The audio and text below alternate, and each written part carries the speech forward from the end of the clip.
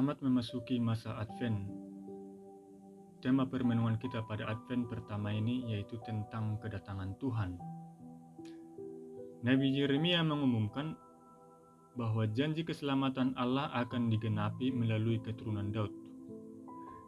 Yesus Kristus adalah keturunan Daud dan melaluinya janji Allah tersebut digenapi. Tetapi kita tahu bahwa Israel gagal mengenali Yesus pada kedatangannya yang pertama ini.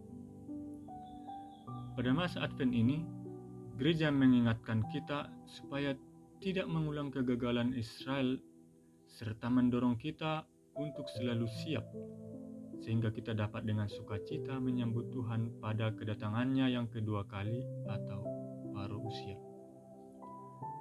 Pada bacaan Injil hari ini, Yesus mengatakan bahwa akan ada tanda-tanda sebelum kedatangannya yang kedua. Penyebutan konflik dan perang sebagai bagian dari tanda-tanda kedatangannya telah menyebabkan banyak orang keliru.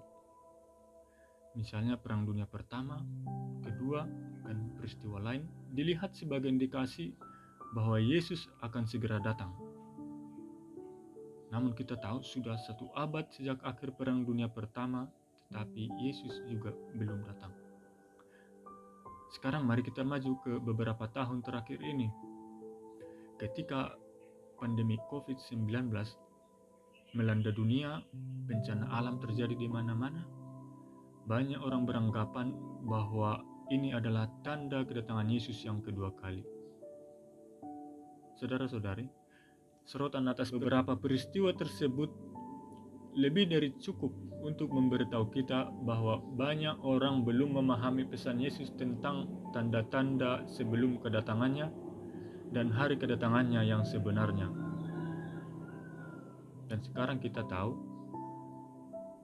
bahwa kedatangan Tuhan yang kedua adalah hari akhir hidup kita di dunia ini.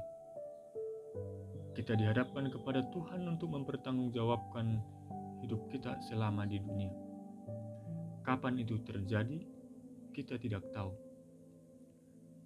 Hanya Bapa yang tahu. Oleh karena itu, mari kita menggunakan kasih karunia Allah untuk mempersiapkan diri setiap hari bagi kedatangan Yesus. Kita dapat mengambil inspirasi dari bacaan kedua hari ini. Pertama, jelas bahwa persiapan yang baik untuk menyambut kedatangan Tuhan dimulai dan dicapai dengan kasih karunia Allah. Kedua, teks tersebut mengungkapkan 2 indikator kunci untuk persiapan yang baik menyambut kedatangannya, yaitu kasih untuk sesama manusia dan ciptaan lain, serta menjadi manusia yang kudus. Mari kita selalu menjadi saluran kasih dan hidup dalam kekudusan, sehingga Tuhan menemukan kita dalam keadaan siap saat kedatangannya yang kedua. Semoga Tuhan memberkati. Pace Ebene.